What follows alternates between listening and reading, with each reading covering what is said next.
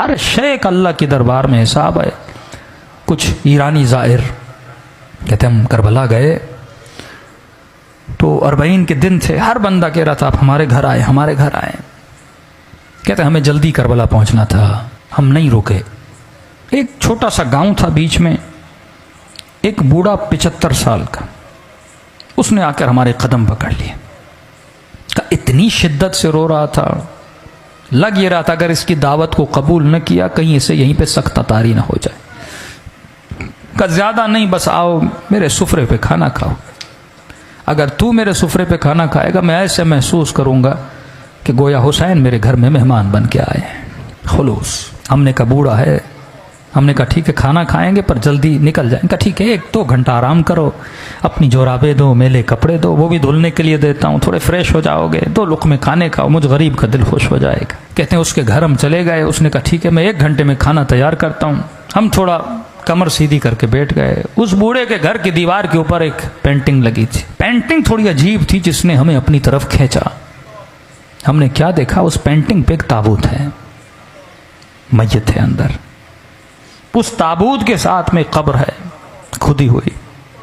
हमने कहा ये कैसी पेंटिंग है? लोगों के घरों में जाओ, यहाँ करबला की जरी ये चीजें हैं, लेकिन ये कैसी पेंटिंग है जिसमें ताबूत है, ताबूत के अंदर मय्यत और सामने खुदी हुई कब्र है। बूढ़ा आया, हमने कहा बूढ़े बताओ ये पेंटिंग का माजरा क्या है? उसने कहा पहले खाना खा लो, कहीं ऐसा ना मैं बताऊं तुम रोने लगो। मौला के ज़ाहिर हो, सुकून से खाना खाओ। इसरार किया कर नहीं, खाना खाओ। खाना खा लिया हमने कहा अब बता। कहा ये जो ताबूत देख रहे हो ये मेरा ताबूत है, ये जो कब्र देख रहे हो ये मेरी कब्र है। एक दिन मैं मर चुका था, मेरा जनाजा ताबूत में था, इसी तरह मेरी कब्र खुदी हुई थी। आज जो मैं तुम्हारे सामने जिंदा हूं ना, ये हुसैन की दुआ का नतीजा है। ऐसे कई मौजज़े हो चुके हैं। का जरा समझा तो कहना क्या चाहता है? का मेरे पूरे गांव वाले से पूछो कि ये बूढ़ा जिसके घर हमने खाना खाया है इसका माजी कैसा था, तो सारे गांव वाले गवाही देंगे हमारे गांव में इससे बड़ा कोई फासिक नहीं था। का मुझे नहीं याद कोई ऐसा गुनाह था जो मैंने नहीं किया। मेरा हुसैन इब्न अली से लेना देना नहीं था। मेरी एक अपनी गफलत की जिंदगी थी। सद्दाम वासिल जहन्नुम हुआ, 40 का सिलसिला शुरू हुआ। मैंने देखा जोक दर जोक कुछ लोग हैं जो करबला हुसैन की ज़ियारत के लिए जा रहे हैं। मेरा दिमाग तो था ही शैतानी ना। मैंने कहा जाता हूँ इन ज़ायरों को लूटता हूँ, किसी का मोबाइल लूटूंगा, किसी के पैसे लूटूंगा, थके हुए टूटे हुए सो जाएंगे, लूट लूंगा।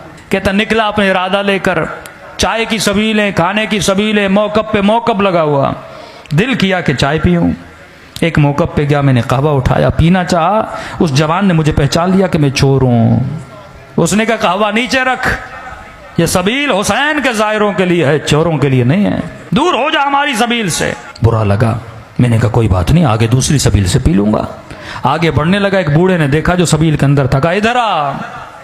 मैंने कहा क्यों आऊं, चाय तो तुम पिलाने नहीं देते। कहा शर्म नहीं आती, सारे गांव वाले मदद कर रहे हैं, हुसैन की ज़ाहिरों की खिदमत कर रहे हैं, तू खिदमत नहीं करेगा?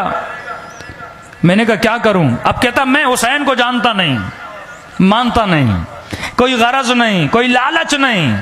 मैंने कहा ऐसे क्या मदद करूं? कहा देख चाय बना रहे हैं, चीनी खत्म हो गई, 2 किलो चीनी लेकर आ। मैंने कहा ठीक है। बगैर गरज के ना, आप न्याज करते हो, जहन में कोई सोच है ना मौला हुसैन मदद करेंगे, कब्र में क़यामत में सैयदा को अजर देंगी मेरे आंसुओं के बदले। कहता नहीं मेरा कोई जहन में पसे मंजर नहीं। मैं गया, 2 किलो चीनी ली। वापसी पे एक और सबील थी जहाँ चाय चल रही थी। मैंने कहा चाय यहाँ पीऊँ फिर जाऊँगा। उसने बोला भी तो अब उसकी चाय नहीं पीऊँगा। इज्जत नफ्स ने मुझे रोका। मैंने चीनी इसके टेबल पर रखी, चाय पीना चाहिए। उस सबील वाले ने समझा मैं उसके लिए लेकर आया हूँ। उसने कहा मौला का ज़ाहिर चीनी लेकर आया है। मैं रोक न सका, बता न सका कि आपके लिए नहीं अगले वाले के लिए। उसने उठा ली। मैंने कहा कोई बात नहीं, 2 किलो और लेता हूँ। आगे बढ़ा। कहता है कज़ा पूछ के नहीं आती। आज मजमे में बैठा अगर मोमिन ये समझ रहा है ना 2 साल के बाद मरूंगा, 10 साल के बाद मरूंगा, ये तेरी भूल है। सेकंड लगते हैं रूह को बदन से निकलने में। कहता सीने में तकलीफ हुई, जमीन पे गिर पड़ा। अचानक देखा रूह निकल चुकी है, बदन जमीन पे पड़ा हुआ है। लोग दौड़े दौड़ा चेक किया कि बंदा मर चुका। का इतना फासिक था, मेरे जनाजे को कांधा देने के लिए मेरे रिश्तेदार तैयार नहीं थे। 4 मजदूर ढूंढे, उन्होंने कांधा दिया। समझ रहा था ख्वाब देख रहा हूँ, लेकिन जब अपनी खुदी हुई कब्र को देखा, ताबूत पे अपने जनाजे को देखा, मैंने कहा ख्वाब नहीं, मर चुका है।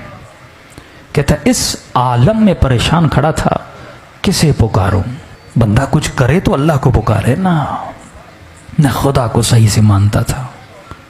कहता है कब्र के किनारे पे 2 अजाब के फरिश्ते खड़े थे, हाथ में गुर्ज लिए। इतनी हैबत थी इनके वजूद में, जब देखते थे गोया मेरे अंदर से जान को खींच लेते थे। समझ गया उतरूंगा, कब्र का दरवाजा बंद होगा, अजाब शुरू हो जाएगा। कहता मेरा वजूद कांप रहा था, किसे पुकारूं? कौन आएगा मदद के लिए? इतने में मेरे पीछे से एक मीठी सी आवाज आई, और आवाज ने मलाइकों को मुखातब किया, ऐ मलाइकतुल्लाह, मेरे दोस्त को डरा क्यों रहे हो? मैंने कहा कौन है इस आलम में मुझे अपना दोस्त कह रहा है?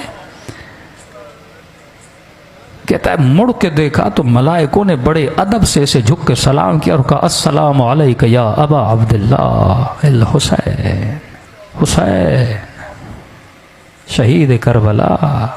हुसैन ने मुझे अपना दोस्त कहा मुझसे ज्यादा मलाइकों ने ताज्जुब किया। कहा मौला ये रहा इसका नाम अमाल, दूर दूर तक आपके किरदार किसके अंदर खुशबू नहीं है, यह आपका दोस्त कैसे बना?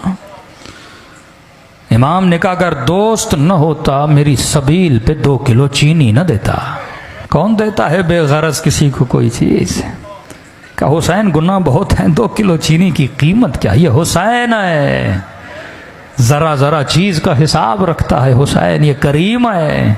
अजीब जुमले इस बूढ़े ने कहे कि सुनने वाले ईरानी सारे जाहिर रोने लगे। कहा इतने करीम है, हमें पता नहीं था मौला हुसैन का। इमाम ने कहा 2 किलो चीनी के अंदर जितने चीनी के दाने थे, हर दाने के एवज इसका 1 गुनाह मिटा दो। कहा मौला मिटा दिए, अब भी गुनाह बहुत है। कहा 2 किलो लेने गया था, ली नहीं थी। अगर तू करबला जाने की नीयत करे, बीच में मर जाए ना, सवाब लिखा जाएगा। आया तो था ना, नीयत तो की थी ना। इमाम ने कहा दानों को काउंट करो, हर दाने के बस। कहने लगे मौला हुसैन अब भी गुनाह बहुत है। बूढ़ा रोकर अपना सर पीट के कहने लगा जब ये कहा ना मौला अब भी गुनाह ज्यादा है, कहता मैंने सर झुका लिया, अब हुसैन क्या देंगे, कुछ है ही नहीं। क्या मौला हुसैन ने कहा और कितने किलो की जरूरत है? हुसैन खुद खरीद के देगा। का एक शफकत भरी निगाह से मुझे देखा, कहा वापस चला जा और बन के वापस आना। अब अगली बार जब आओ ना हुसैन को मलाइकों के सामने शर्मिंदा होने न देना। तभी फरमाया एक आंसू के बदले में हम तुझे हुर बना देते हैं। ये मत समझो आंसू निकलते हैं रायगां चले गए का, नहीं, सैयदा ज़हरा अपने रुमाल में जमा करती है।